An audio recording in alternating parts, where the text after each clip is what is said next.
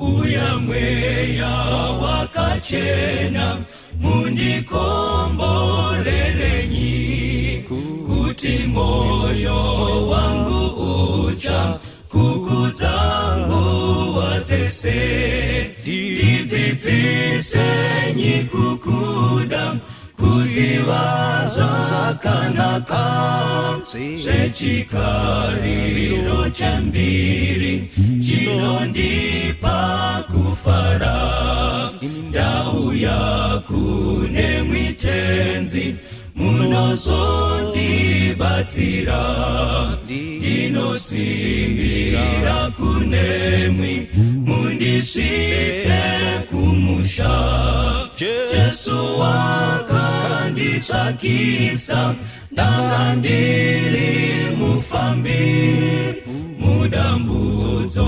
wandibvisa ngeropa rake iri ndagashira mutsa wenyu ndinomuitirenyi ndipenyi kunaka kwenyu ndosungirwa kunemwi nguva dzese ndarasika kubva munzira yenyu ndiri pano wangu Baba batisa moyo wangu ndiri pano wangu Baba batisa moyo wangu ndiri pano wangu Baba batisa moyo wangu ndiri pano wangu Baba batisa moyo wangu.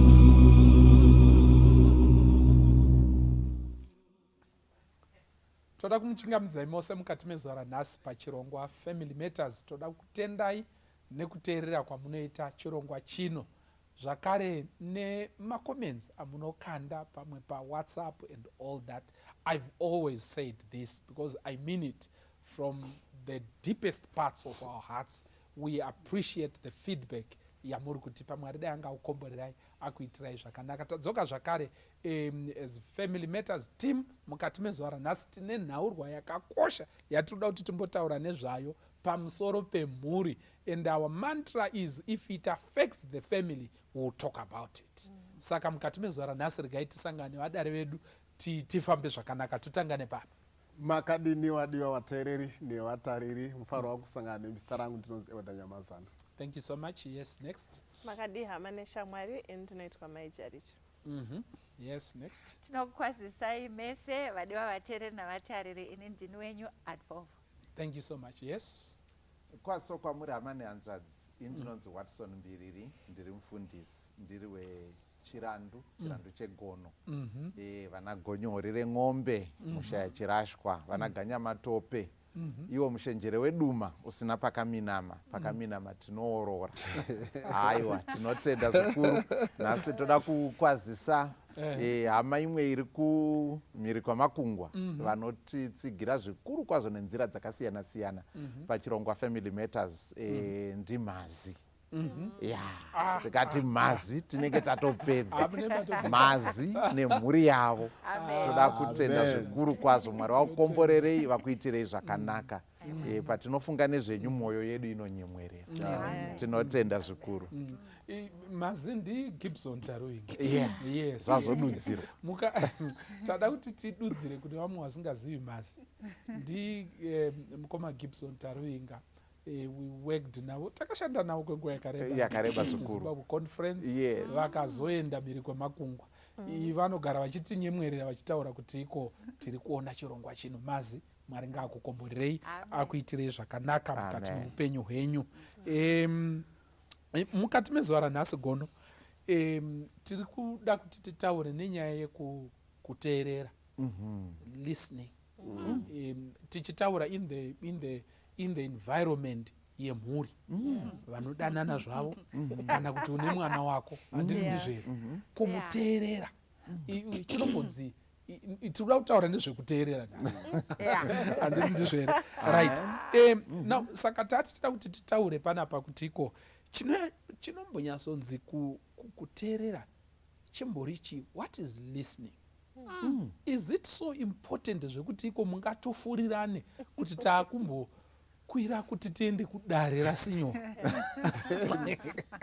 Ati pinodza kuti kune dzimwe nyaya dzakawanda dzatakachaja mbudzi munhu achidzokera nechinyaya chake. Ati timurikuona iye atoya ine shungu achitiko right, nyaya iyi inofanirwa kutaurwa pafamily matters. Saka please ndapota hangu, justify this issue. I don't want dust padare rino ini. Justify kuti iko sei nyaya iyi kuteerera nemhuri. How important is it kuteerera, listening to the extent yekuti inonzwa padare? Don't forget that. Yes, ndiani ari kuda kuvhura mutambo wedu? Yes, my Jaricha, advocate Jaricha. I think panyaya yekuteerera tingabatsirikane tikazvipatsanutsa nekunzwa. Nekuti kazhinji mumhuri kana munhu anzwa chinhu mumwe akachitibata usi kunditeerera yanenge achiti ndazvinzwa. And yet zvinhu tu zvakaita sei zvakasiyana, hearing and listening. Ndinyatsona kwamuri kuenda hedu muda kuremere kuti nyaya ireme. Tangira pakanaka.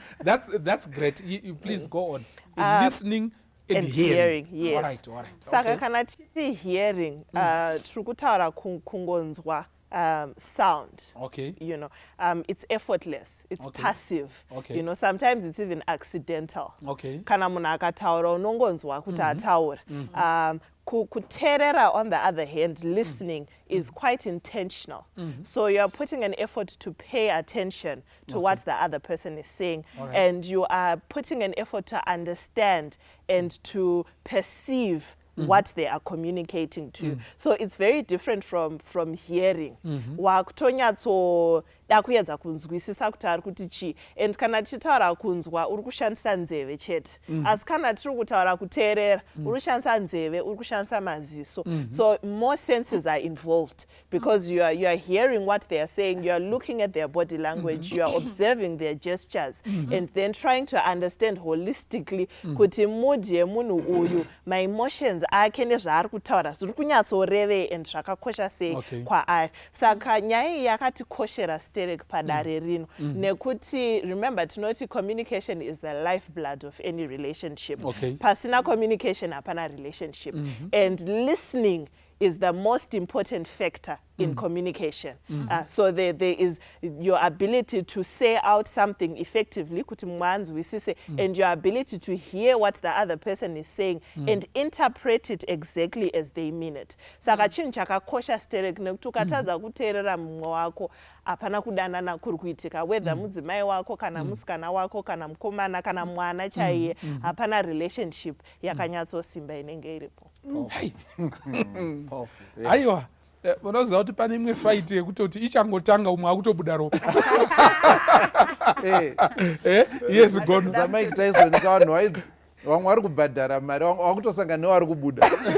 Munhu arohwa kudhara. Aita mafaiti mamwe emaseconds. Emaseconds. Mukiwe kubhadhara.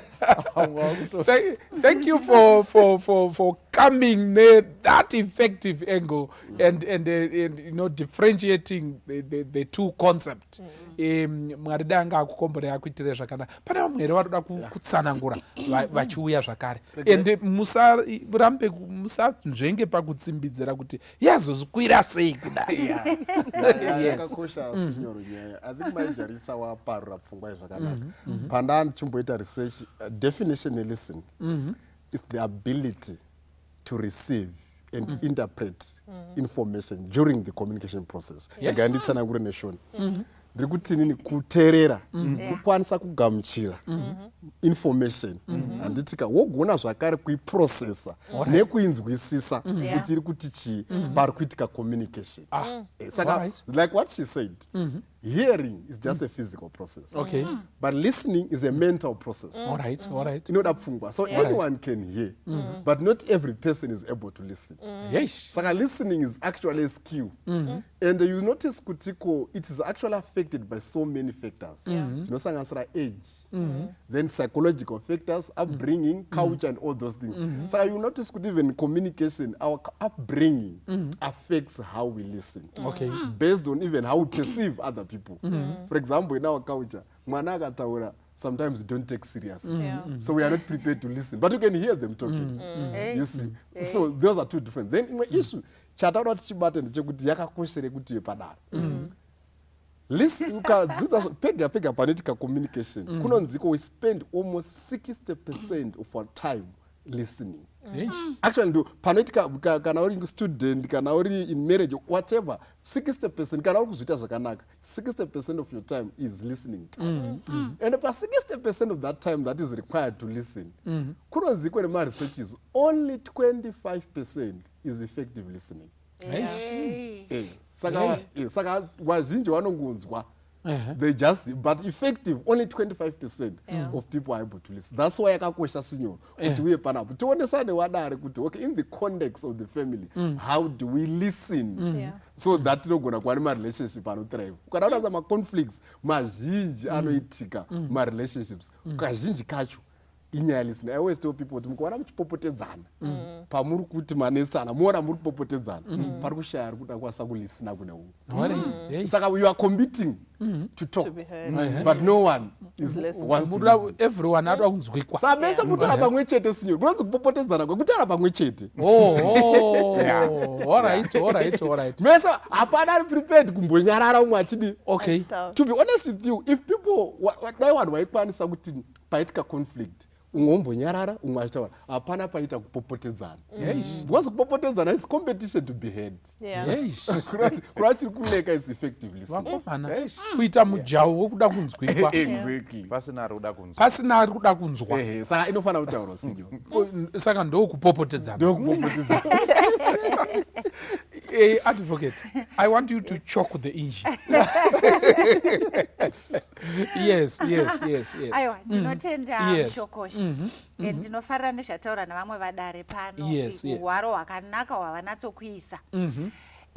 Indauda kuenda a little further. Good. Handitika. Totanga pakuti listening is the other side of the mountain pa communication. Because kunotanga munhu anonzi iwewe wakwanisa here kutsanangura nyaya yako. Muri kunzwa usati wandikumbira kuti ndiiterere kana ndinzwe ndizvoka. Pauri kuda kundiudza zvinhu zvauda kuti nditeerere, wakwanisa here kudini kuzvitaura. That's not what we are talking about today. Tiri kuti munhu ari kutotaura nyaya yake zvakatonatsokwana, but ku-object, handiyende subject, ku-object, kwazvakananga, zviri kusvika here. Ini ndazvitaura, nditika, zviri kusvika here. So is the other side of communication. Yekuti munhu anogona kutaura, agototaura nyaya yake zvakanaka, kana uchizvininipisa, asi yoshaya anzwa. Handiti muri kuona nyaya iripo. Saka uyu ari kunzi ndipowo nzeve dzako. Handiti ari kunzwa here zvandiri kutaura. Handiti that's the listening part. Then we go further. Kuti haungati wateerera usina kuzoita zvandakumbira. Nekuti a person who's listening is not necessarily say in the same room as you. Muri kunzwa nyaya iripo. Exactly. Tongoti two examples. It can be someone wokuti utaura naye pafoni. Handiti ari kuti achitaura. Oti dzimastov ataura hako ndakateerera. Muronza nyaya iripo. Iti vabude panzavo. No, don't worry, I'm listening. Ndiri kuona kuti uri kuteerera, but uri kuteerera zvinhu zvakawanda uchiconcentrate on a lot of things, even though I'm not there with you. Exactly. Kozoitawo kuti itithiwe ndigirewo salt. Handiti ndogona kusanzwa uchiti hongu ndiri kuya nesalt, asi ndona salt yacho yadini zvoreva kuti wadini wateerera. You get what I mean? So pane mamwe kuteerera kune ma-actions, kozoita kumwe kuteerera kune ma-responses, kozoita kumwe kuteerera kuti wakanyarara hako. Just a small example. Indakatoona kuti pataikura takakura takati wande ende tatiri vanhu vekuti pepa nemujawu wokutaura newokutsvaga audience handitika ndakazodzidza ndakukoti koti inokudzidzisa zvakawanda kuti nyarara shamwari kana mumwe munhu achitaura ka nyarara zvinonzi ichimbonyarara mwambotaura kana pamujawu uya apa tiri kubvira taamukoti pamunopinda mukoti iwo akamirira plaintiff handitika uyu asimuka ari kutaura nyaya yake hautendezi kuti wavo zvipikovo kana panomwanika achingofemereka achingoshirigida zvinotedza kuti haasi kutomboteerera zvinotaura nhoo yatonafanika inonsensi yega yega munonza nyaya iripo but kana uri mukoti zvinonzi tora bepa rako nepeni kana pane zvausiri kuwirirana nemunhu uyu handiti teerera nyora pasi in other words haungambonyori manotsi pasi usiri kunzwa zvaari kudini zvaari kutaura. You have to listen so that you can respond. Saka takatodzidzisa kuti aiwa nyangwe ukazofemereka ukatura befu ukaitei nyarara handitika wakateerera zvotaura nemuyu because koti chaexpect kuti pane zvataurwa neuyu iwe uri kuchadini ucharesponda and substantive. Saka ndotofanira kuti kukoti part of our training kwakuri kutodzidzisa munhu kuti give another person a chance. Kana uyapedza zvonzi chiresponda iye uyu achinyorawo nyangwe zvichimbohwa zviri kutaura nyangwe achifungoti nhema ozonzi right what do you have to respond to this zvitori nemitemo yachona saka kuteerera ka chinhu chakakosha. Thank you advocate. Yes, Dr. Watson, what is listening and is it important? Ndiye ndichimunzwa kamukadzi wacho achitaura saka muda unetsa chinyiko naye tikabatamira zvinhu zvese nekuti munhu akuita sei akutaura ndiye ndichimunzwa.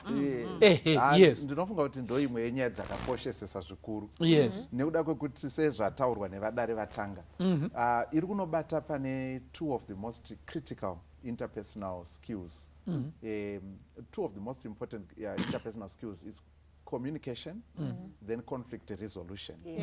Saka communication yacho toibamura ine kutaura kune mitemo nezviga nemiko toenda pakuteerera naiko kune mirau yako zvatsanangurwa kuti kuteerera zvasiyana nehearing. Hearing is involuntary. Unogona kunzwa chigayo chepanext apo chichimutswa. You are not listening.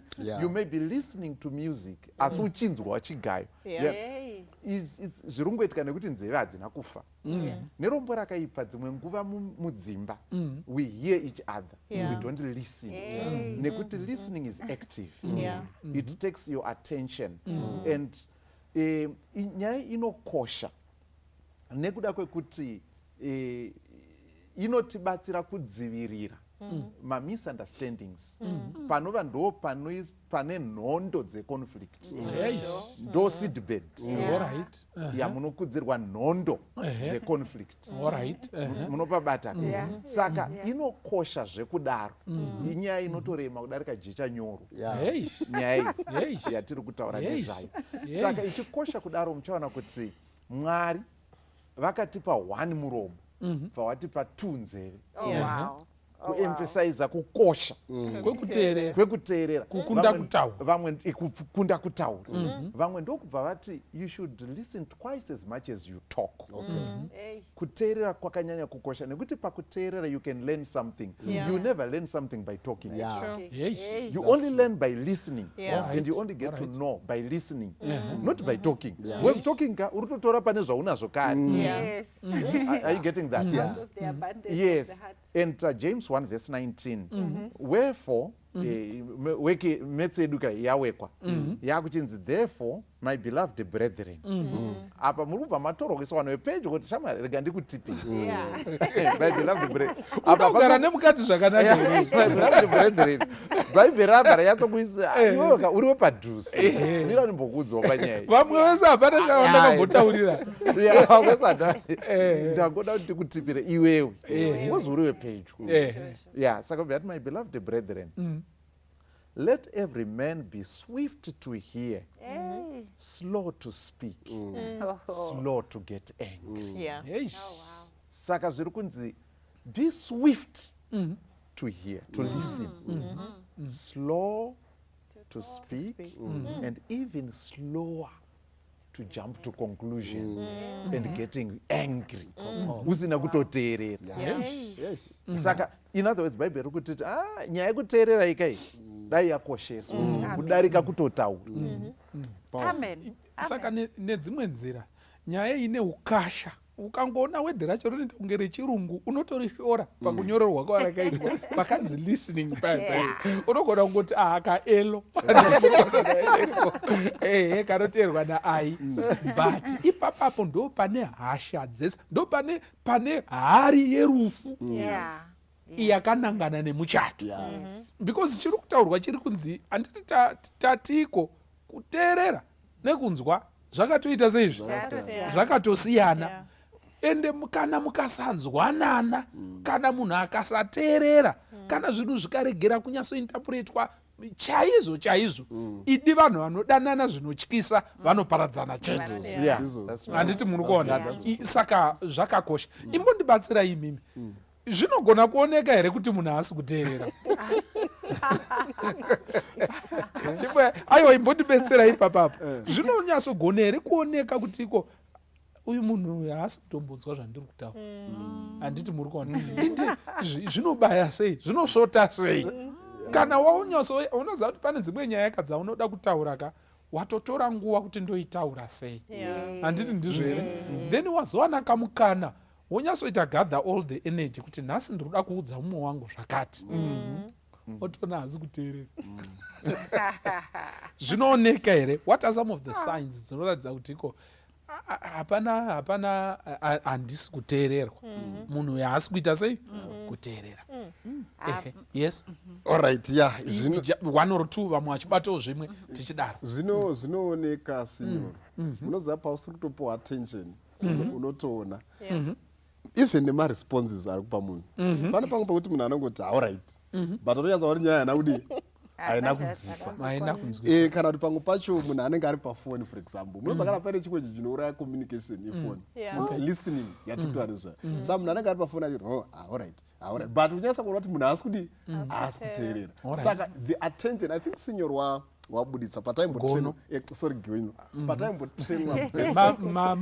mapromotwa gono mamaiswa pachigaro chinotyisa kasi kaiwo kutaura kuti pakadaro hautauriinongosiya zvakadaro ona ndini ndatozovadzora alright yes saka pataimboita basic counseling skills we are taught about nyaya ichitaurwa nagono yekuti kana uri counselor you need a small mouth big eyes big ears and big head saka if you adopt this zvinhu izvozvizvo you will see kuti zviri ngokuforsa kuita active listening paying attention eye contact sitting down to listen uchipa munhu mukana wekudi wekutaura saka pasiri kuteererwa manje unongoona kuti I'm just being brushed aside maybe mupana kwaatodi vari kutomhanyira haasi kutarisa body language haasi kupa eye contact actually the listening process it's a process actually yekuti you hear you remember you understand you evaluate and you respond but kana that process yese isiripo munhu wotoona kuti munhu anenge achingomhanya either ari kupindura kuti aite something else kana kuti ari kupindura because haasi kuda zvauri kutaura that's one. Number two chimwe chotaza kuti munhu haasi kuteerera kusatoadresa issue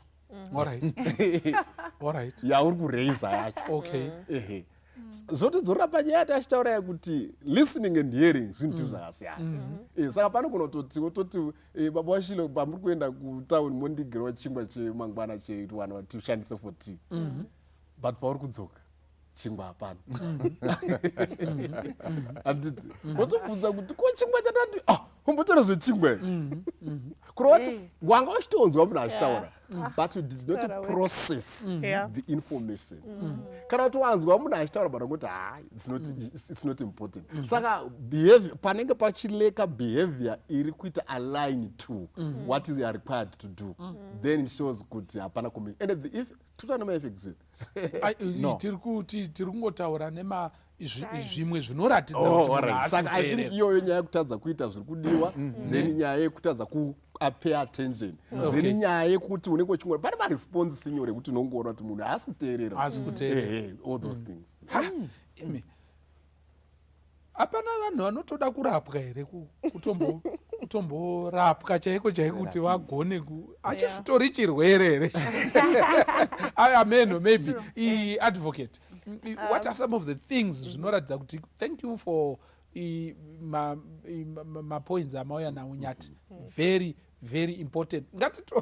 Ayo mapoints ari kutotaurwa itonyora pasi uchitotipirwa sekutaura kwaitwa nagono uri kutotipirwa panapa zvinhu zvawataurirwa unototi rini handiti muri kuona then it's not done kana kuti you are doing something else what is you are trying to listen to this person zvinongoratidza kuti iko hausi kutoita seiwe hausi kutoteerera. Pane vamwe vanhu vatori nechirwere ichocho they can't stop everything to listen to you ende munhu akatadza kuregera zvese kuti akuteerere pane zvaatotaura handizvo here pane zvaanenge atokutaurira wacho iwewe. Amen. Yes, advocate Edith. Zvimwe zvinogona kuratidza kuti munhu haasi kuteerera lack of emotional engagement. All right. In either way. Pamwe uri kutaura nyaya inonakidza watotaurawo zvinhu zvinosekesa munhu otoramba akangoti uri kungoseka wega. Pane zvinhu zvinosekesa kana uchinyatsoteerera unogona kuona kuti hazvisi kundisekesa hangu but izvi zvataurirwa kuti ndiseke. Hazviti muri kuona kana uchinyatsoteerera unogona kuzoona kuti apa pandiri kufanirwa kuseka kunyange hazvo zvisingaite sei zvisiri kundinakidza ungoedzoka kakusekawo kacho. Thank you for that. Yes, so that can show you kuti munhu haasi kuteerera kana kuti utaura nyaya inosiririsa handiti and munhu otoramba akatota straight face kana kuti aritokontinua nezvaari kuita. So that lack of emotional engagement shows you kuti munhu yanenge asiri kunditeerera ndiri kumudzawo kupondwa kwakaitwa hama yangu haana kana any empathy yaari kuratidza toita kunge tiri kutaura nyaya yekutenga zvinhu mushop. So that can be an indicator yekusateerera. And then kune vanhu vanoita kuti urambe uchidzokorodza zvauri kutaura. That shows you kuti panapa ndiri kutaura ndega saka nenguva yatonyatsotora kuti nezuro ndichaenda nanyari tazosvika kwaMutare takabva tazodai kuti wangoenda ndizviya ndatinaga ndinanyari tikabva tazodai saka mamaenda kupi muchitezo. You're consistently repeating yourself because someone has just decided not to pay attention to what you're saying. Saka ndo zvimwe zvezvinhu zvinogona kuratidza kuti munhu haasi kuteerera.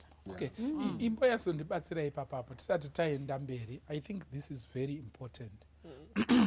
Mukumbotsvagurudza njimbotarisa zvinotonzi kune zvirwere zvinogona kuafekta munhu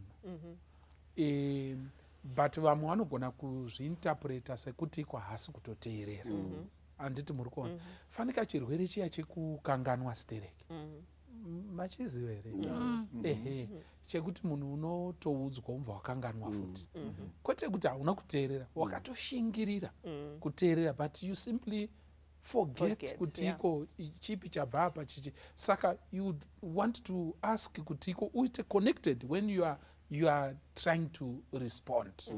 Ndo pandiri kuti iko nyaya dzekuteerera idzi hatingamva tata hako kurwara kwese kune vamwe vangoriwo handiti muri kuona but I mean how can you incorporate that into your response so that we don't make other people kuti asi handakukwana asi ndakurwara ndakupenga here or something. Yes. Senor, remember tiri kutaura kuteerera in the family context. Exactly. Saka kana ndichigara nanyari ndinotoziva kuti nyari ane challenge yakati kuti ndizoti nyari hausi kuteerera it means ndinomuziva kana achiteerera nepaanenge asingateerera. Akafonerwa napatina wake wekubasa anotorangarira zvinhu zvese zvavanga vachitaura without having to make him repeat anything. Asi kana inini ndakutaura naye suddenly ndopazoita kachallenge kekachirwere kekuti but ndozokanganwa ndozodii. So it's selective forgetfulness. Saka munhu ane challenge in the family setup tinenge tichitoziva kuti uyu ane challenge even pavana panotozikanwa kuti no with this child you may need to repeat yourself twice or thrice kuti azonyatsonzwisisa zvamataura. With this child you say it once response atozvinzwa asi angoramba wake kuzviteerera. So we know each other within the family setting, and like you've rightfully said, pakaita a sudden change, you know, that may then need to be assessed. Kuti unoona kuti mumwe wangu pese pandaisitaura naye, this is how they normally respond, this is how they normally do this. Saka ukazoona kuti zvazongochinja all of a sudden, then maybe you need to see a health professional kana kuenda kuma-counselors pamwe pane zviri kumushungurudza kana chi. But generally speaking, you will know kuti munhu uyu ari kutomboda here kunditeerera kana kuti haasi kuda kunditeerera based on how they are responding to what you are saying to them. Thank you so much. What are the other signs? Thank you, Advocate. Amen. Let me start with Dr. Watson. Okay, so zvinooneka kana munhu asiri kuteerera sezvataurwa nevamwe vadare nezvichataurwa nevari kutevera. Semuenzaniso, interrupting.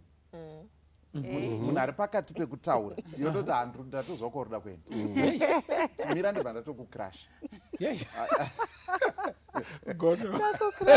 gono musadazvinoitika kwese kwaruda kuenda ndiri kutokuziva saka don't even waste your energy mira ndibva ndatongocrash tinodzinzwa zitaurwa mazupko saka interrupting kuti munhu asati apedza zvaari kutaura iwewe watoti gwishu nepakati zvinoratidza kuti hausi kuteerera.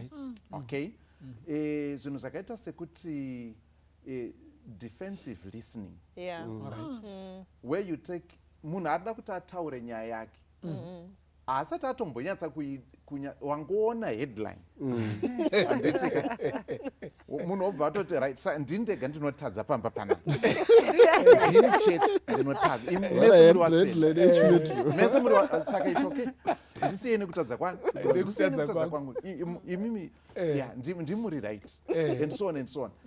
Saka munhu uyu, that's defensive listening, yekuti you take everything as an attack, sekunge uri kuatakwa saka unenge utori mu-defensive mode yekutoti manje saka watomucounter attack and so on.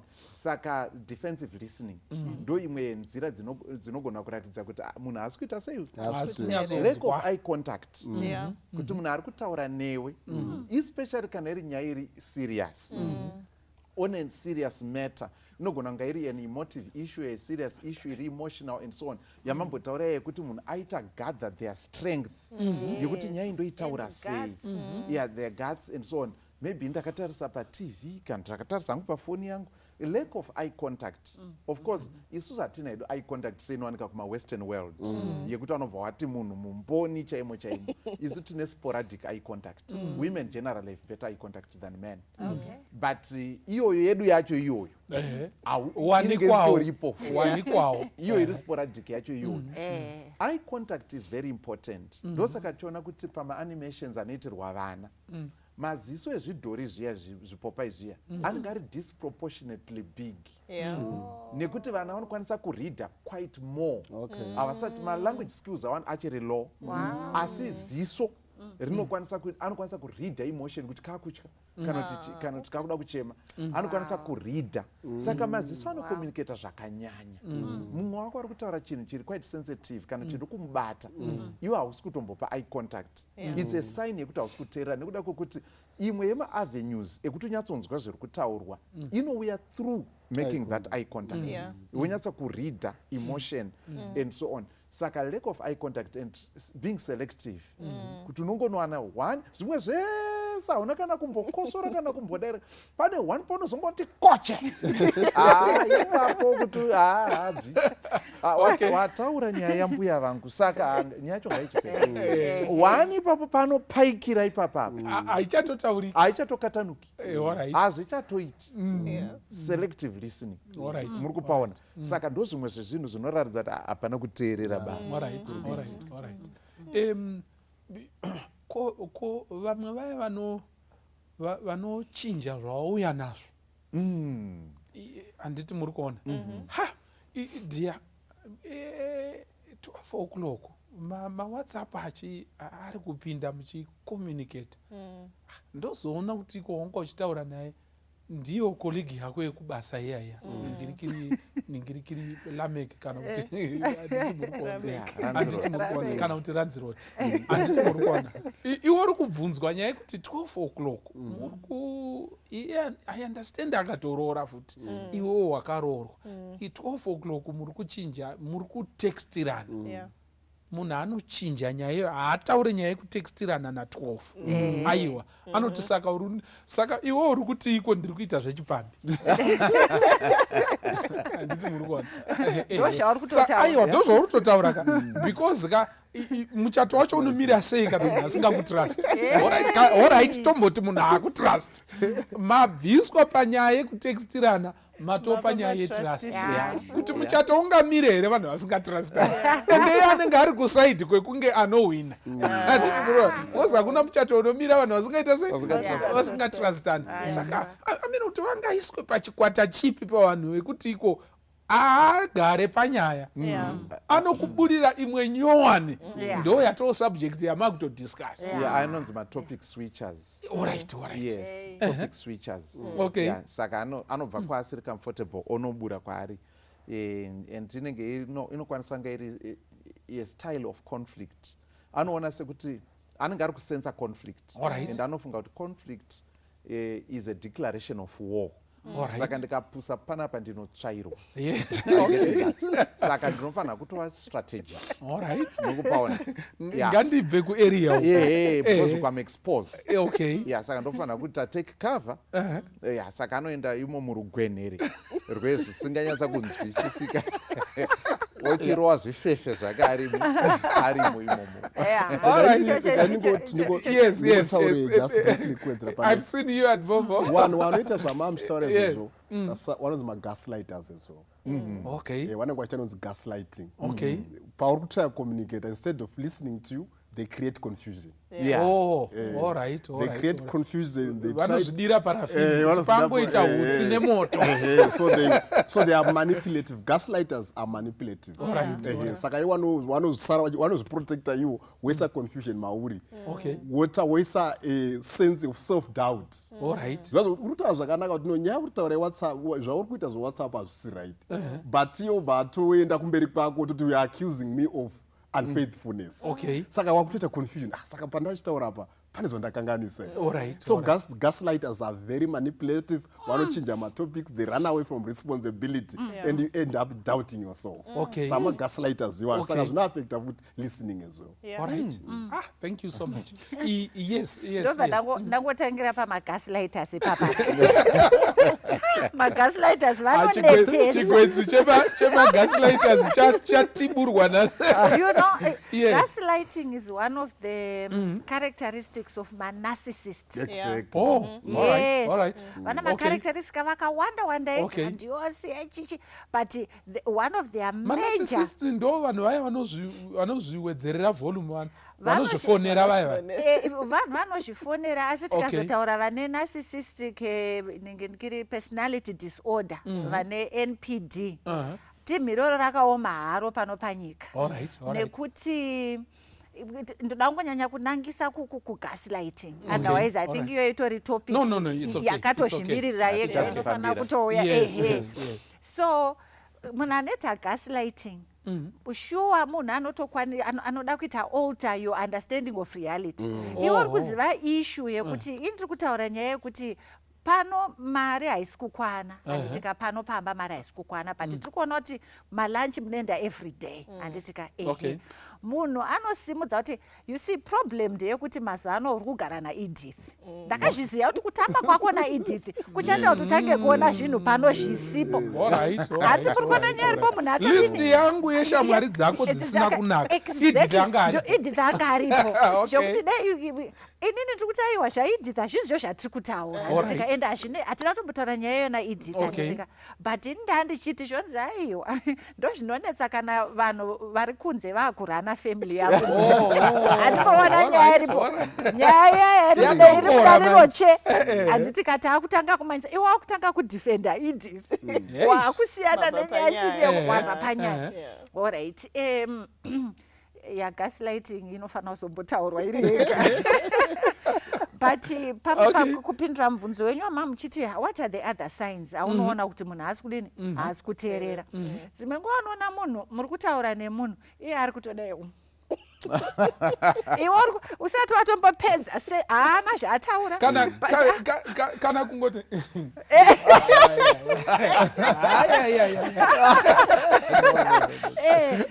kuti kutaura ndakateerera but munhu masigns ari kutadza kuti mashura zvauri kunditaura izvozvo handisi kutombozvinzwa. I'm not going to agree to anything anything you are saying. iwe ende izvozvo zvinonetesa mutauri nekuti utoona kuti it's useless to finish my sentence because audience acho handina koita uya anenge akadai anenge achirola maziso ndakambozvita nechimwe chimwana zvimwe zvivana zvandochengeta izvi ndiri kumudza kuti iwewe matauriro awanga uchiita haagamuchiriki iye akatotarisa mudenga kudai achidai achidini ndakamukwaturira izvozvo zvemaziso iwawo. So that's like a bored listener. It's exactly. A bored listener. Inotongokutaura chitaura asi uri kundisembura asi uri kundifizura ndingagoindepi ndiri mwana asi zvese zvauri kutaura izvi zviri kundibhowa handitika koita of course vataurwa tofanira kuitsinidzira nyaya yekuti munhu ari kuti noteerera zvako utomboseka iwe uri pakati pekutsanangura iye atotarisa joke yatumirwa mugupu maona kozoita vaiva kuti uri kutaura asi ari kutarisa wachi kuti tikasikirei kurumidza nezvavanhu vekumabasa.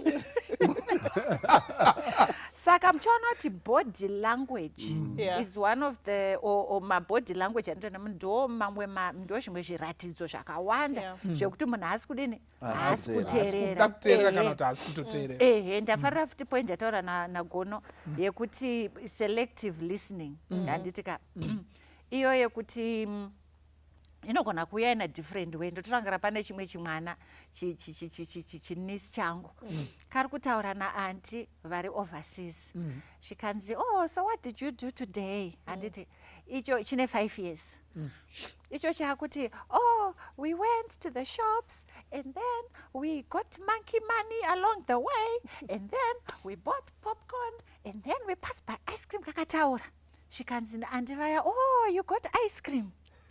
Ndorangarira distinctly chimwana chichiti please hold on chine 5 years please hold on mva chaisa phone kuside mva chanditarisa chikanzi can you believe it that of all the things I said she only got the part about the ice cream. Chi 5-year-old chakatozviona chega kuti but ndaradanura wani mandibvunza ndikakuudzai but you only responded to one thing to ice cream and akachitozvitora kuti what a pathetic adult this is.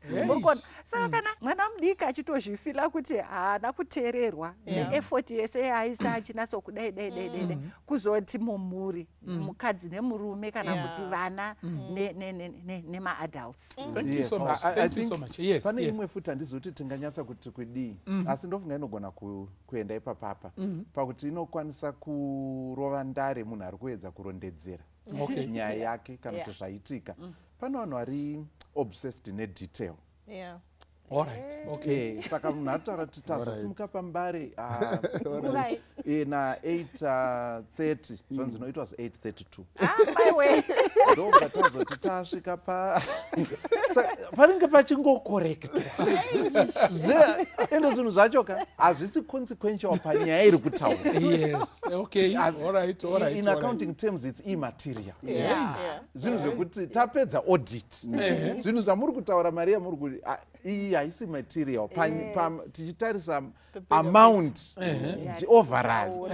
Saka kune vanhu vari handizivi kuti ivavo tingavati havateereri here kana kuti kuteerera kwacho kunotori problem vari kufokasa pane zvisiri izvo. Majoring in minors. I think that's a sign of poor listening yekuti zvinhu zvauri obsessed nazvo handizvo zvine nyaya and you may miss the point in the process of doing that and you actually interfere nemunhu ari kutaura. Ndozviona vanhu vaenda kwavaenda vakawanda, but maybe yongoputika nyaya zvakadaro zvekuti yanangana nemurume nemukadzi kuti makafamba sei. Vamwe they are not patient enough kuti iko munhu ataure kafambiro katakaita semaonero akazviita seimarangariro anoita. Exactly. Takasimuka makuseni bhuruwayo takananga kuHarare. I think around 10 tatatosvika mugweru kunotora mainini. Handi ndizvo ikotatu baba unoziva baba Joshua kazvino itoziva kuti maakukanganwa imi. Uri kuona maitikira zvakaita. It was quarter. I still remember. Nditokutapidzai banana paya ndichitobvunza kuti ingwai. Saka zvinobhohwa vanhu izvozvo because ininika chandaita kuti iko around 10 ka ndoda kuemphasize point yekuti ndo time yatakatora tete mugweru. Anditi muri kuona ndo pane nyaya yangu but iwe uri panyaya yekuti it was quarter. That one ndikakangana zvimwe but quarter ndiri kuita sei ndiri kuiziva. And people might not want to say out what they've seen, what they've observed in your presence. Because vanotambura kuti uzvitaura sei. Right. Chinombokonzera kuti iko vanhu vave mapoor listeners chimbori chinyiko chiko chine chiri muvanhu vaya vasingagoni kuteerera.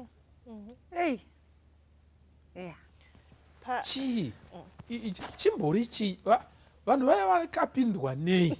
Chinoita kuti iko igonye ripi rinoita kuti iko munhu shuwa atotadza kana kunzwa kuti panzi kudii, agototisikasika nezvimwe zvinhu zvisitorimo munyaya umu. Handiti muri kuona? I think ngatimbobata what is the problem? I think zvine ma-causes akawanda anoita kuti zvidaro. Chokutanga I think advolve watomboibata upbringing. Kana wakakura mu-competitive environment yekuti you're struggling for attention. Inenge yatova nyaya yekutotadza inenge yatova survival strategy. Yekuti ini ndindofanira kungonzikwa chete. Saka unenge uchitry by all means kuti voice rako rinzwike. Usually zvinoitika mafamilies anenge ari mostly like polygamous families, mafamilies anavana vakawandisa and all those things. And everyone inenge struggle for survival. Because mese maperwa nemapeni kuchikoro for example. And mari yekutenga mapeni ishoma. Saka zvokuti uzoteerera kutova nemunin'ina wako kuti ari kutohandira peni. It's another issue. Iwo uri kufokasa kuti mama ini ndiri kuda peni. Uri kutarisa marovero anoita ticha wako kana munhu asina peni. Exactly. So it's saka upbringing has a bearing on that. Then secondly, it's actually cultural. It could be a very cultural issue. Yekuti pane anozima stereotypes against a certain group of people. For example, I think anambosara mashuri. In our culture, for example, mwana mudiki akataura chinhu. It's not that it's serious. I remember when you were growing up, paitoti vanhu vachitaura nyaya, you know, vanhu vachitaura nyaya vakuru, mwana wechidiki kana upindira yaitosara chita nyaya. Zvaitorovesa kuti vanhu vari kutaura nyaya dzavanhu vakuru, mwana mudiki otinoti chokwadi ndinacho pane pasiri kubuda zvakanaka, asi ndine zvandiri kuziva about this, kuti mama panyaya muri kutaura ndiri kufa. You know what? I know mai wedu manje waisataura. Waingotariswa neziso. Ziso racho raitokudzwa kuti pane vanhu vari kuenda uchiona zvekusaza. Kureva kuti of course zvine zvazvinobatsira because mwana hafani kuhakira. But in broader sense, sometimes in our culture wana wadiki even pamatare even muchechi chemu you find kuti mwana mudiki akataura anonzi zvautaura hazvina weight. But sometimes to make us then kotiko it also has a gender dimension. Saka you see kuti stereotypes are also linked to gender. Because you know, one of the stereotypes that is there, especially in our society, ndekuti wakadzi vanotaurisa for example. Saka kana kuti mukadzi haateererwi. Handiti muri kuona. Sekuru wangu waizongowedzerawo havo hanzi mukadzi haateererwi asi mukusamuteerera anoda kumboteererwa. Saka ndikamuudza kumandaita a stereotype because stereotype inoita futi ma-prejudices. All right, I don't listen to women. I don't listen. Inini mupfungwa dzangu ndikauziva kuti manyamaza anotaurisa. Whatever she's going to say, I will not listen. Saka izvozvo ndo zvimwe zvinouraya communication. Saka pandore ma-researches anoratidza kuti one ma-stereotypes mashoma against a certain group of people, they are likely to be good listeners. And they are also likely to perform well in general relationships. Because vari kutora munhu as an individual, not kuti vari kutarisa ma-perceptions in society. Because ma-perceptions are against those people. Saka unogona kutoita stereotype munhu wauri kugara naye. Exactly. Zviya zvongoti mukadzi wangu haana kunyatsodzidza zvokudaro. Exactly. Handiti murikuona. Saka kumuteerera kunogona kukuremera.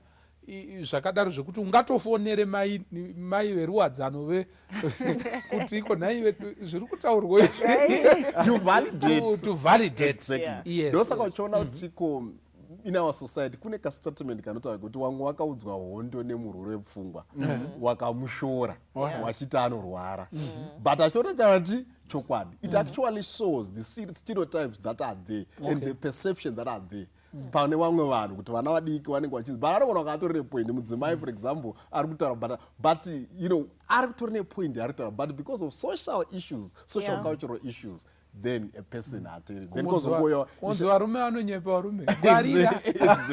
Then kuzongoita ma-personal disorders ekuti some people have not been trained to listen. Itorili an interpersonal skill yaanenge asitorina yekuti anenge achingofunga kuti inini zvandotaura ndo zvinofanira kungoteererwa. So that one becomes a behavioral and psychological issue yekuti vamwe vanhu havatogoni kuteerera.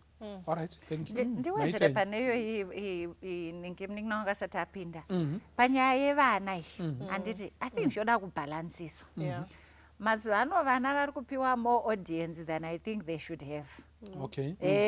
Ndakatozviona kuti vanhu vanenge vachifamba mumota shiyashi chimwana chiri kumasure mami chakazoti then nyaya dzenyu vakuru dzotombomira zvichinzi muteerere tinzotari kuti chinyi muteerere munzo kuti that is all well but zvinofanira kuuyawo nemigano.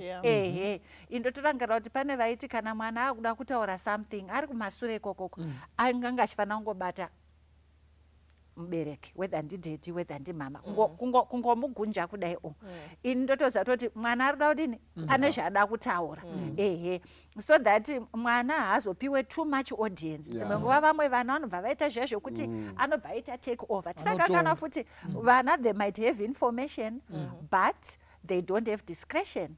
Havasati vaane maturity yokuziva kuti izvi zvinotaurwa apa kana kuti uyo pane politics dzakaita so hazvifaniri kuzodini you know. Chimwe chokunoziva kuti taita kutaura kumba kwedu kuti unoisa makeup yakawandisa mai vave aveshauti vavandepi. Takati tiri mukombi wemusi ameno aitaurawo paredhiyo yemukombi imomo vanhu vakati zii vari kuteererawo redhiyo. Saka pakataurwa nyaya yegender based violence yaitaurwa chimwana chacho chakangobatwa namai vacho vakagarawo zvavo vakanyarara sevamwe vose vakangoteerera.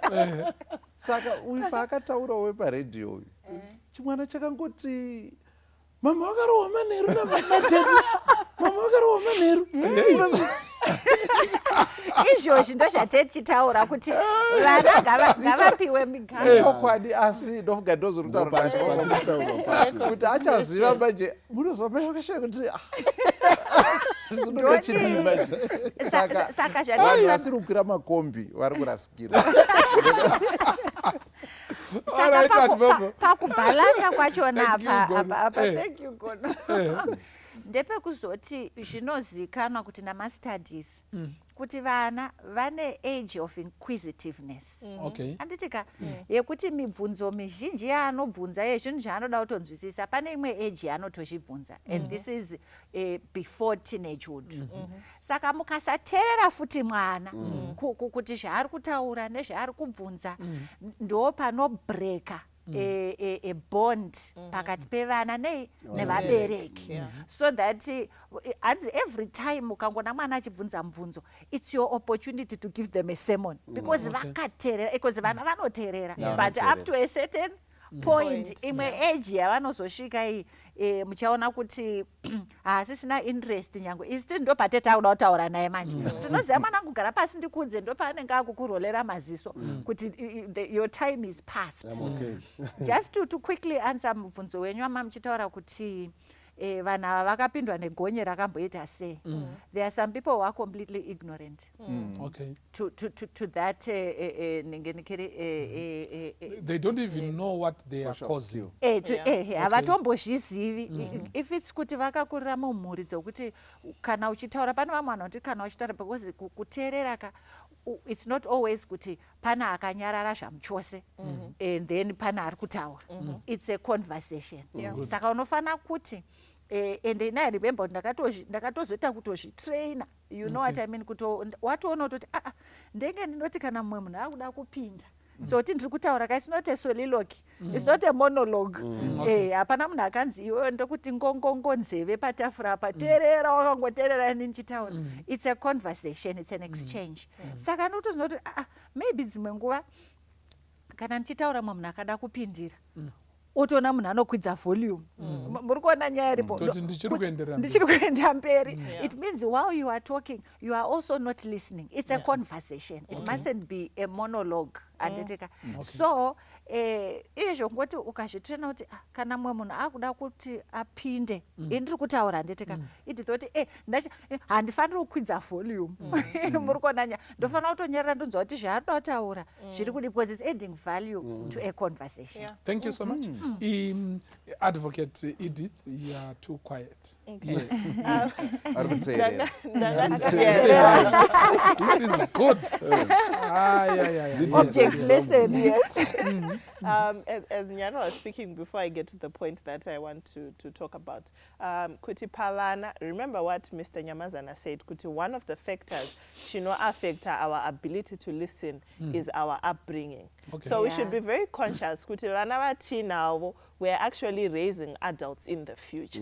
So how we raise them, how we train them, their listening skills, their ability to communicate effectively, we are raising adults. Saka tikareza kamwana kanongoti pandadira kutaura inini munhu wese anofanira kunyarara ndinenge ndichitaura. That's the adults that we are also raising. So we should be very conscious of that. Chuchu has something to say. Wait. Yes, Chuchu. Akura anenge achiexpect kuti murume waachagara naye anofanira kuti no, she has something to say every time, you know. So we need to balance that. Then papa issue to what are the barriers do not affect our listening. There are environmental my physical barriers, and then kunema personal nema cognitive barriers. And I think most of the personal barriers have been touched on. Pama physical barriers tukutara zunzakati surround. Kuti kana tiri kutaura nyaya yakakosha taseta up here environment yacho inoita kuti tikwanise kuitaura. Kana tiri kuedza kutaura zvinhu zvakakosha chero nyara achida kunditeerera asi paine vana vari kumhanya vachitenderera vachiita noise, TV iri on, radio yeku next door futi iri kuitawo noise. All of that can be a distraction to the conversation that we're having. Saka kana muchitaura nyaya inoda kuti mumwe wako anyatsoteerera, it's important kuti environment yenyu inge iri conducive for that. Then pama personal barriers, I think mazhinji acho tamataura asi panyaya a demeaning behavior or a demeaning personality. Although tiri kutaura edu ari kuteerera, but we cannot do away with ari kutaura wacho, because munhu ari kucommunicate can be a barrier to my listening. The way you are communicating to me can hinder me from listening to you even if I want to. Saka kana ukataura neni, say for example, you have a demeaning attitude towards me, wapinda udondudzo kuti kubasa kwanga kuri sei, wadzoka kubva wabasa wati kwai munoswera muri pamba munomboziva here zvinenge zvichiitika kunze. Nhasi kwazodai nyaya yese yauchatsanangura ka handichatoiteerere, yes, because you have already blocked my interest in your story.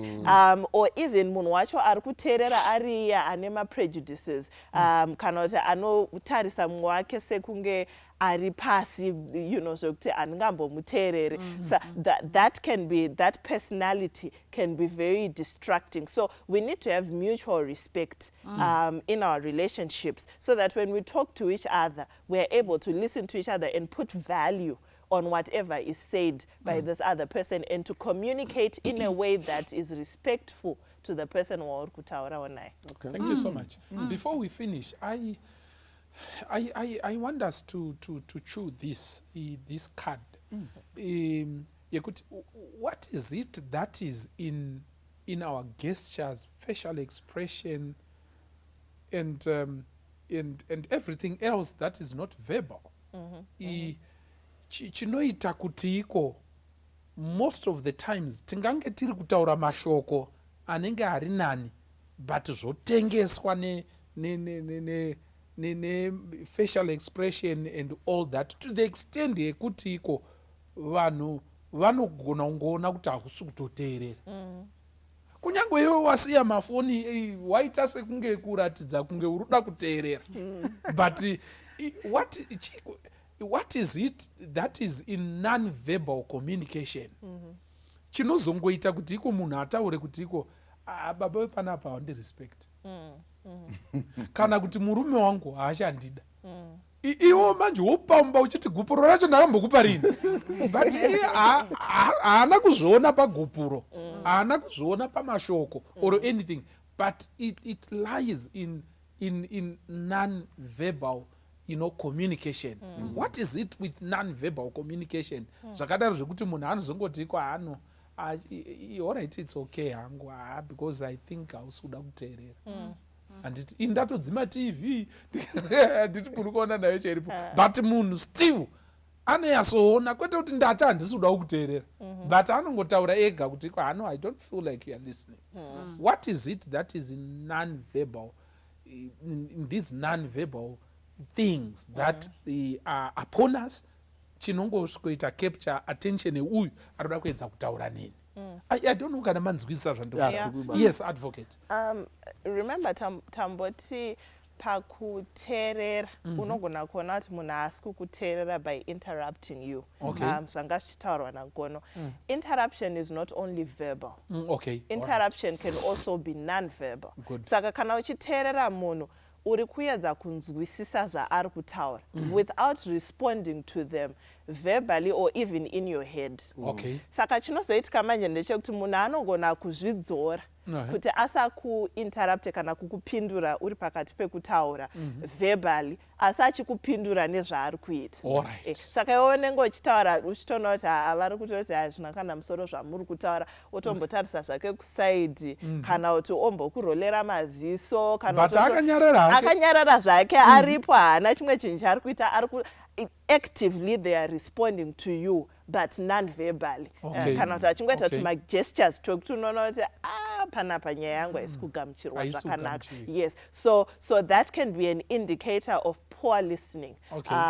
Because someone is consistently interrupting you and they have reached a conclusion before you have even concluded your matter. And dzimwe nguva zvinozotoita kuti ari kutaura wacho ashaye shungu dzekuchipedzisa nyaya yake. Nokuti munhu kana ukataura nemunhu obva ati continue matichiko manyararirei endirai mberi wotaura. You can actually tell kuti hapana munhu andiri kutaura naye, saka ari kutsanangura nyaya yake anopedzisira aita sei? Apera simba, atonyarara nekuda kwekupindurwa kwaari kuitwa nemagestures emumwe wake. Dr. Watson, I don't know, what is it that is in non-verbal? These non-verbal, gunshots. Dzandinongoita here and there ndichitaura nemunhu wangu. Zvakadaro zvekuti iko ndakanyarara ndaita kunge ndiripo, but iye anozongoona, anongopererwa nesimba kuti I think you are not interested. It's okay. I think zvinongobva pakuti we communicate more through non-verbals than through words. Vamwe vanototaura kuti words constitute only about 7% of what you are saying. And 35% is in the tone. In the tone of voice. Saka mashoko awataura anogona kuti akaprindwa apa. Munhu anotaura ndakamutuka here munhu. Akaprindwa hapana tone. Are you getting that? Kunyange aprindwa aone tona, but tone pane pachi?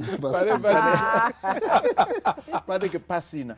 Saka huturu unogona kunga huri mutoni kana kuti mune zvauri kuita zviri kuratidzika pamuviri wako. Ndosaka muchiona kuti kune vanotonzi non-verbal communication specialists vanogona kutongoti vaobama zvavari mashoko avo tanzwa speech yavo asi pari zvino taakumboenda kuma-non-verbal avo pawanga vachitaura speech tichikuudzai zvavari kutaura zvamanzwa ndezvizvi asi zviri paboard.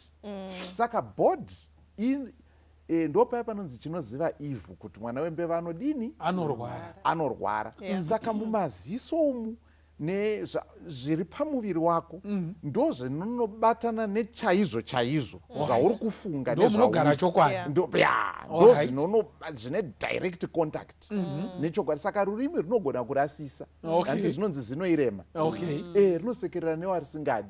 Saka unogona kutaura vocabulary nesyntax iri correct, grammar itori right asi zvaunoreva chaizvo munhu anozozviona mumaziso ako, body posture and so on, expression dzako ndo dzinomuratidza kuti alright ataura ake zviri correct asi zvaari chaizvo chaizvo ndezvizvi. Saka ndo mabudiro azvinoita.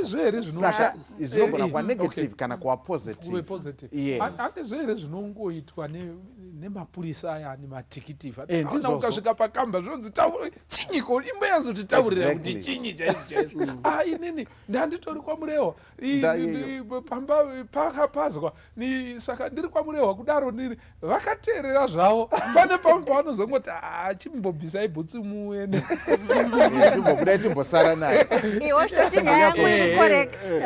Iwo zvitomugwa tiri correct. Anditi muri kuona nayo chiripo. Yes, at Vovo then we conclude this. I think we are through. You know, during the week ndakaverenga yanga itori report yepanews yanga ichitaura nyaya yamaemoji. Communication mazuvano ina maemoji mukati. Moze tikangoti communication verbal totaura non-verbal. Imwe non-verbal iripo ma-text message aiwo emuwhatsapp you know, ekuti munhu ati vanhu havanzwisisani panyaya iyoyo kana kusatonzwisisa kuti munhu anga achiti kudi. Hanzi macourts vakutotonga nyaya dzamaemoji. Serious? Pano akatobhadhariswa I think akabhadhara about 60,000 damages because anga atumira kaemoji kekuti sharp, you know, ende kune munhu nezvaitika kwandiri wakudai. Atonzi, so we can supply this contract, so we can supply chichi iye kuti okay, so we are willing to supply this kuti iye nobva atumira chinyi sharp anditi uya achibva atosupply vakatomanufacture vakatosupply vakuti chiti papayment uya akati payment yechinyi zvayamuri kutaura handina kumboti chiunzai zvinhu kasvikanzi but wakati sharp. Hati muri kuona nyaya iripo kuti ikatointerpreta kutoti no sharp iyoyo yanga shava kutoti udzai zvinhu no bring the saka maemoji ari patiri pane zvaanototaura muchaona kuti in essence isusu tichidzidza ndoramba ndinawo mutemo isusu tichitodzidza part of our training was kuti kana tichiita cross examine munhu you know tetakamutarisisa maresponse ake chimwe chaanofanira kutodzidza kukwanisa kutarisa munhu muziso usingablinke haufaniri kuita zvazvo kuti uri kudai uchitarisa because iwe ufanira kumuona kuti achipindura zvaari kupindura ari kukwenya musoro here anonzi head gestures anditika munhu ari kudini pane zvauri kutaura ari kucommunicata kuti chinyi muri kuona nyaya iripo ndedzimwe nguva nyaya yawo for sure ndo painotodini painotofira ipapo so pamuri kuti what is it about maninginikiri is because they reach us more than your words. Muri kuona nyaya iripo mashoko unogona kunge uri kutaura kana kuti unogona kunge uri kuti ndiri kunzwa zvauri kutaura but your response, your physical response iri kundiudza zvizhinji usati watovhura muromo wako ende izvozvo zvinogona kudini kusvika pakunetesa munhu zvambotaura zvezvo kuti beta tisataura ende muchaona futi zvekuti kana munhu ukati pane nyaya yandoda kutaura kana mukaswana nguva baba mabva kubasa nditika owacha hake soka yawachasoka kodzimwa TV izvozvo zvitotadza kuti munhu is removing all distractions akuti right chidini chitaura tinzi chiro pamunamato ndotoshamisika vanhu vanoti ngatinamatirei chikafu tv iri on kazhinji zvinonzi dzimai tv tidini tinamate. What are you saying? You are saying kuti pane communication iri important irida kuitwa saka even environment yekuti aiwa iyi hatingaitauri kunokui amai handei kwakati kwakanyara whether takundoitaura kubedroom kana kuti let's go to a restaurant kana kuti let's drive yanditika maybe nyaya inoda kuti itaure zvakadai. So those non verbal communications anotondiudza kare kuti my audience is ready. Good, thank you so much. Yeah, then you prepare to conclude. I think zvataurwa naGono, just to extend, 55% of communication is non-verbal. Only 7% are the words, and like what is said, 35% the tone. And now what people need to understand, especially verbal communication, you can actually speak more louder than non-verbal communication than words. And the genetic non-verbal is also cultural. So I found out to start in the moon, maybe Masia Mafuna, I got to say, got to Mandruta and Amazon. I'm a much Bosia Mafun, never understand for it. All right, sit down. Automatically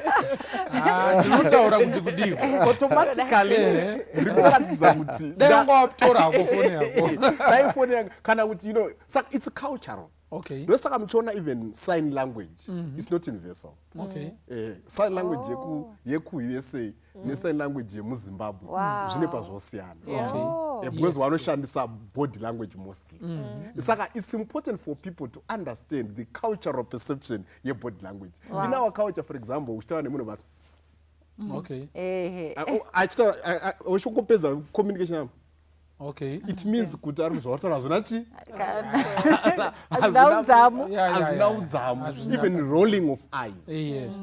You see, it's non-verbal, but when a person is rolling eyes, automatically I'm doubting if you are saying that truth. Okay. You see, so a non-verbal communication can actually have more bearing than communication. So like what we are saying, senior, you're not going to see my phone and all those things. But not know non-verbal communication is actually more damaging. You can actually suffocate them more. Okay. Yes. Okay. Thank you so much. My time, the truth lies in the truth.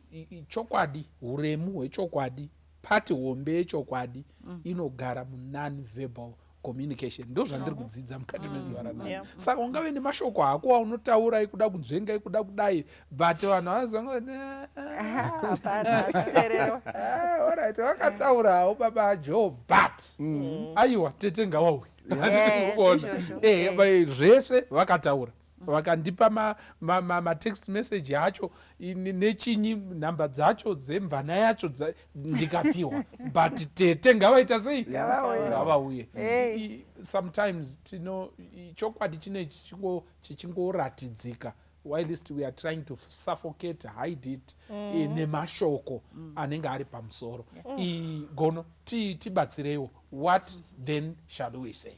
Yes, tinotenda zvikuru. Ndofunga ndopaya pekuti vana tete kana vana mbuya munhu aiti akauya nemunhu wake vaizoti achingobuda kuti munhu wake anenge tsotsi uyu kana kuti uya nemukadzi uyu, something like that. Non-verbal usually vanenge vatarisa anoshanda here kunza ndiadmin wemawhatsapp group akawanda chaizvo. So rega tipedzisire pakuti nyaya yetu yatanga chitaura iyi inyaya inokosha zvikuru nekuda kwekuti ine chekuita nechinhu chinokoshesesa chinonzi communication, kufambiswa kwemashoko kana kuti kutaurirana. Ichocho chikashayikwa relationship hapana. Uye nyaya iyoyi zvinonzi listening is caring. You only listen to when you care about someone or about something. That's when you listen. When I don't listen, it shows I'm saying I don't care. Saka kana mumwe munhu ari kutaura pada totari kutaura zvinhu zviri kumufadza kana zviri kumurwadza, and ini ndoti I don't care, That's none of my business. Ndinogona kusadaro nemashoko asi nekusapa attention kune zviri kutaurwa. Saka kana pasina care saka hapana relationship, hapana mhuri. Saka listening shows kuti you care. Yes, uye zvinokosha even usingawirirani nezviri kutaurwa. It's an important skill. Tiri kutaura kuti it's an important skill. Rega tipedzisire nepanapa Proverbs 18 verse 13.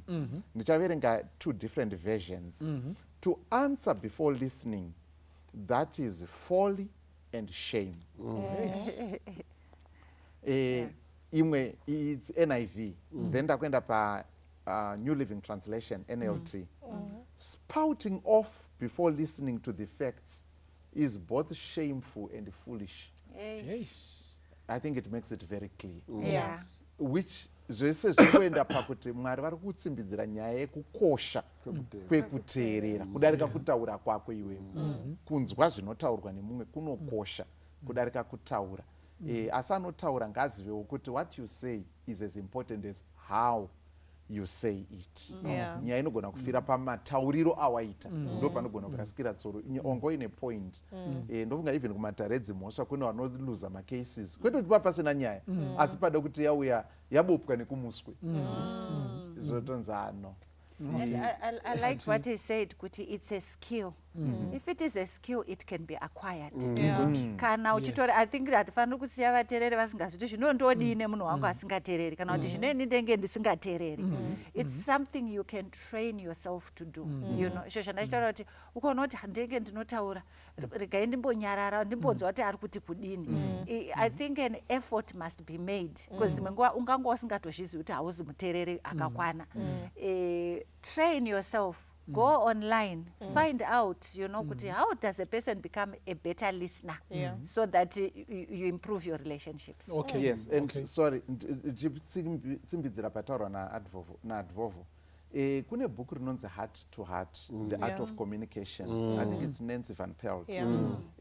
Kune vari maAdventists vanoziva kuti rinowanika kuma-literature evangelists. Kunyangwe usiri an Adventist, unokwanisa kutsvaga kana pane Adventist Book Center kana kuti pane an Adventist. This is one of the most powerful books on communication. It's on communication and conflict resolution. There are two issues and nyaya listening inobatwa zvine udzamu. It's one of the important tools. There are many others, but that's one of those that you can start out with. Amen. Saka tiri kuti communication though complex, it's not complicated. Handiti ndizvere.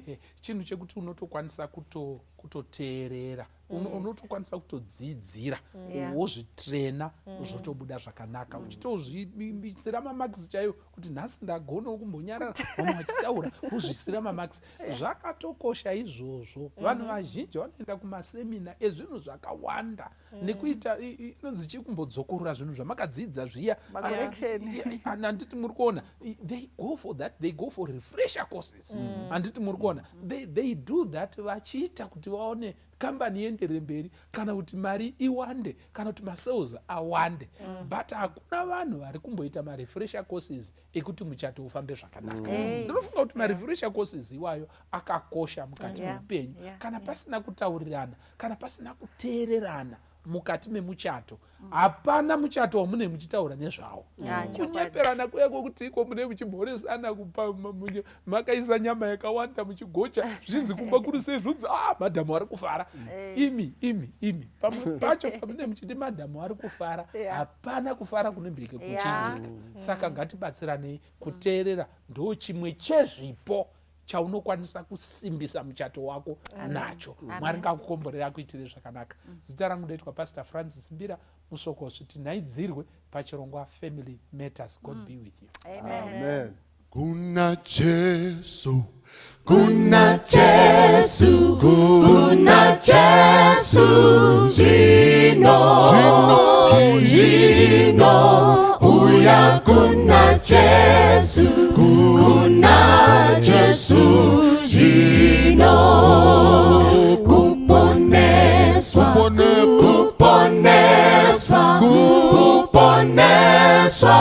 Jino, uya kuna Jesu, Gino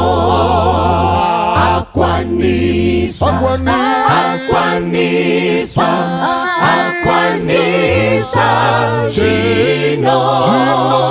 Gino uyakuna Jesu Aquanisa Gino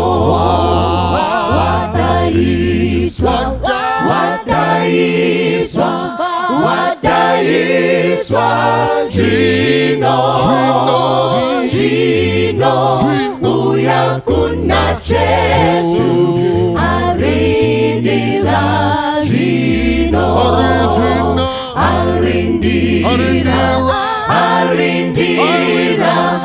arindira Gino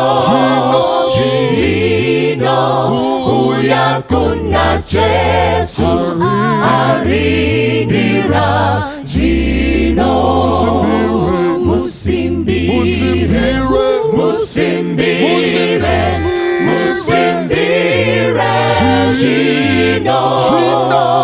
Gino uyakuna Jesu musimbire Gino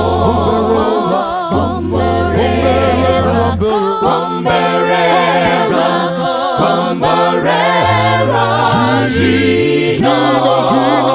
Gino uyakuna Jesu Kuteerera Gino